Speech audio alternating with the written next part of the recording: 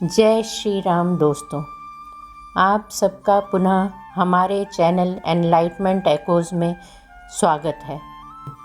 श्री राम का लक्ष्मण को समझाते हुए अपने वनवास में देव को ही कारण बताना और अभिषेक की सामग्री को हटा लेने का आदेश देना। इससे पहले कि हम आगे बढ़ें, हम आपसे अनुरोध करना चाहते हैं कि कृपया हमारे चैनल को लाइक, सब्सक्राइब और शेयर करें ताकि भगवान राम की यह अद्भुत कहानी सभी तक पहुंच सके।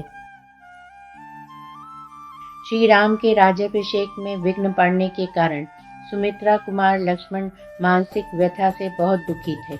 उनके मन में विशेष अमर्ष भरा हुआ था। वे रोष से भरे हुए गजराज की भांति क्रोध से आंखें फाड़ फाड़ कर देख रहे थे। अपने मन को वश में रखने वाले श्री राम धैर्यपूर्वक चित्त को निर्विकार रूप से काबू में रखते हुए अपने हितैषी सूरत प्रिय भाई लक्ष्मण के पास जाकर इस प्रकार बोले। लक्ष्मण, केवल धैर्य का आश्रय लेकर अपने मन के क्रोध और शोक को दूर करो।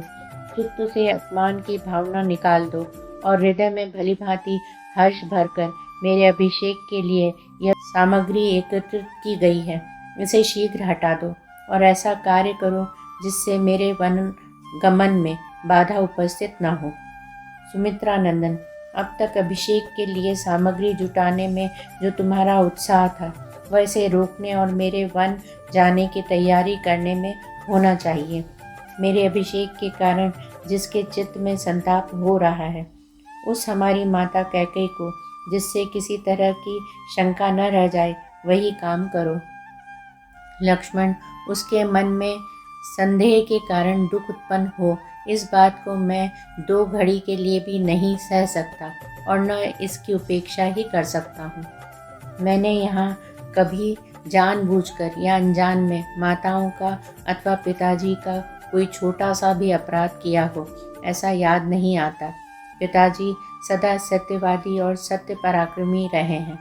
वे परलोक के भय से सदा डरते रहते हैं, इसलिए मुझे वही काम करना चाहिए जिससे मेरे पिताजी का पारलौकिक भय दूर हो जाए। यदि इस अभिषेक संबंधी कार्य को रोक नहीं दिया गया तो पिताजी को भी मन ही मन यह सोचकर संताप होगा कि मेरी बात सच्ची नहीं हुई और उनका वह मन संताप मुझे सदा संतप्त करता रहेगा।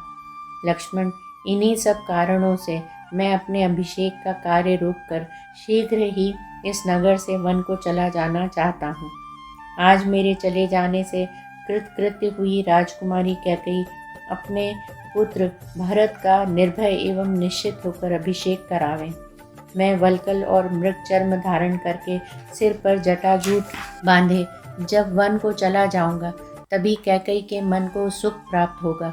जिस विधाता ने कैकेयी को ऐसी बुद्धि प्रदान की है तथा जिसकी प्रेरणा से उसका मन मुझे वन भेजने में अत्यंत दृढ़ हो गया है, उसे विफल मनोरथ करके कष्ट देना मेरे लिए उचित नहीं है। सुमित्रा कुमार, मेरे इस प्रवास में तथा पिता द्वारा दिए हुए राज्य के फिर हाथ से निकल जाने में देव को ही कारण समझना चाहिए। मेरी समझ से कैकेयी का यह विपरीत मनोभाव देव का ही विधान है। यदि ऐसा न होता तो वह मुझे वन में भेजकर पीड़ा देने का विचार क्यों करती। सौम्य, तुम तो जानते ही हो कि मेरे मन में पहले भी कभी माताओं के प्रति भेदभाव नहीं हुआ और कैकेयी भी पहले मुझ में या अपने पुत्र में कोई अंतर नहीं समझती थी। मेरे अभिषेक को रोकने और मुझे वन में भेजने के लिए उसने राजा को प्रेरित करने के निमित्त जिन भयंकर और कटु वचनों का प्रयोग किया है, उन्हें साधारण मनुष्यों के लिए भी मुंह से निकालना कठिन है। उसकी ऐसी चेष्टा में मैं देव के सिवा दूसरे किसी कारण का समर्थन नहीं करता। यदि ऐसी बात न होती तो वैसे उत्तम स्वभाव और श्रेष्ठ गुणों से युक्त राजकुमारी कैकेयी एक साधारण स्त्री की भांति अपने पति के समीप मुझे पीड़ा देने वाली बातें कैसे कहती।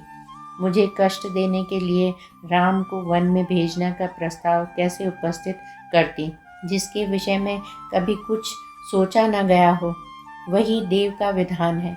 प्राणियों में अथवा उनके अधिष्ठाता देवताओं में भी कोई ऐसा नहीं है जो उस देव के विधान को मेट सके।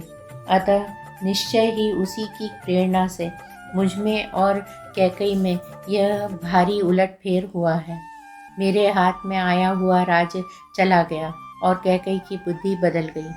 सुमित्रा नंदन कर्मों के सुख दुखादि रूप फल प्राप्त होने पर ही जिसका ज्ञान होता है, कर्म फल से अन्यत्र कहीं भी जिसका पता नहीं चलता, उस देव के साथ कौन पुरुष युद्ध कर सकता है। सुख दुख, भय क्रोध, शोध, लाभ हानि, उत्पत्ति और विनाश तथा इस प्रकार के और भी जितने परिणाम प्राप्त होते हैं जिनका कोई कारण समझ में नहीं आता, वे सब देव के ही कर्म हैं। उग्र तपस्वी ऋषि भी देव से प्रेरित होकर अपने तीव्र नियमों को छोड़ बैठते और काम क्रोध के द्वारा विवश हो मर्यादा से भ्रष्ट हो जाते हैं। जो बात बिना सोचे विचारे अकस्मात सिर पर आ पड़ती है और प्रयत्नों द्वारा आरंभ किए हुए कार्य को रोककर एक नया ही कांड उपस्थित कर देती है, अवश्य वह देव का ही विधान है। इस तात्विक बुद्धि के द्वारा स्वयं ही मन को स्थिर कर लेने के कारण मुझे अपने अभिषेक में विघ्न पड़ जाने पर भी दुख या संताप नहीं हो रहा है।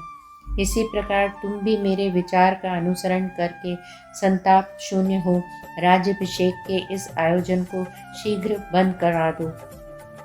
लक्ष्मण, राज्याभिषेक के लिए संजोकर रखे गए इन्हीं सब कलशों द्वारा मेरा तापस व्रत के संकल्प के लिए आवश्यक स्नान होगा, अथवा राज्याभिषेक संबंधी मंगल द्रव्यमय इस कलश जल की मुझे क्या आवश्यकता है। स्वयं मेरे द्वारा अपने हाथ से निकाला हुआ जल ही मेरे व्रतादेश का साधक होगा। लक्ष्मण, लक्ष्मी के इस उलट फेर के विषय में तुम कोई चिंता न करो। मेरे लिए राज्य अथवा वनवास दोनों समान है, बल्कि विशेष विचार करने पर वनवास ही महान अभ्युदयकारी प्रतीत होता है। लक्ष्मण, मेरे राज्याभिषेक में जो विघ्न आया है, इसमें मेरी सबसे छोटी माता कारण है। ऐसी शंका नहीं करनी चाहिए, क्योंकि वह देव के अधीन थी। इसी प्रकार पिताजी भी किसी तरह इसमें कारण नहीं है। तुम तो देव और उसके अद्भुत प्रभाव को जानते ही हो, वही कारण है। इस प्रकार श्री वाल्मीकि निर्मित आज रामायण आदि काव्य के अयोध्या कांड में 22वां सर्ग पूरा हुआ।